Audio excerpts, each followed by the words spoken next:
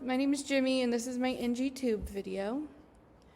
So the first thing I'm going to do is I'm going to go in, I'm going to perform hand hygiene, I'm going to introduce myself to my patient. I'm going to go ahead and get 2 identifiers, so name, date of birth, check their wristband. I'm going to explain to them that I do have a verified order from the doctor to go ahead and insert an NG tube. This particular patient needs continuous suction. So I went ahead and I got all my supplies ready.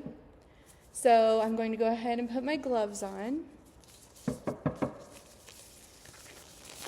And I'm going to go ahead and put my patient into high Fowler's position.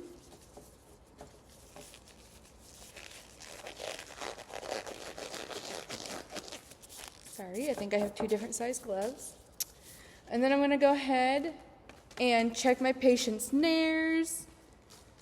I would take a pen light and go ahead and look, and it looks like their left nair is more open,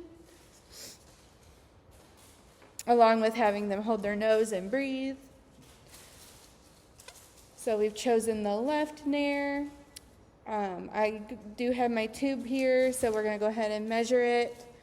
So we're going to go ahead and measure from tip of the nose, the ear, to the xiphoid process, and that looks like it's about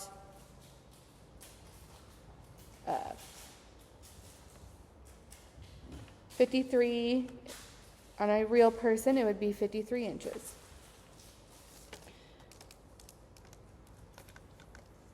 Okay. Now we're going to go ahead and make sure that we are lubing the end of the tip of the catheter. And then we're going to go ahead and we're going to insert that tube until we get to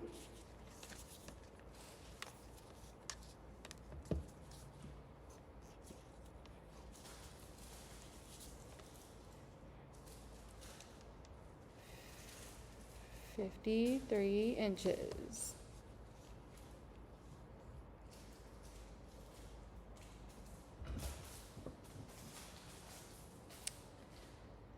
And once we have that there, we are going to go, and while inserting, once I get that tube past the first part into their nares, I'm going to have them tip their head forward. I would have a glass of water, encouraging them to take a sip every time I advance.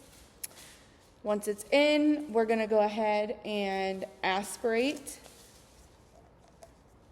and test the pH.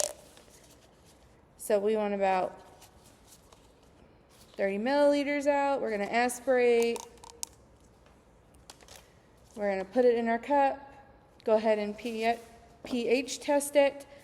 As long as the pH test comes out okay, we're going to go ahead and secure the tubing. And then once that is secured with tape, we're going to go ahead and safety pin that tubing to their gown. We're going to make sure and have x-ray come and take that x-ray, make sure it's placed where it needs to be. Then we're going to go ahead and put that patient back in whatever position they're comfortable in. We're going to go ahead and hook them up to suction because, again, we're trying to relieve some discomfort here. So we're going to hook that patient up to their continuous suction.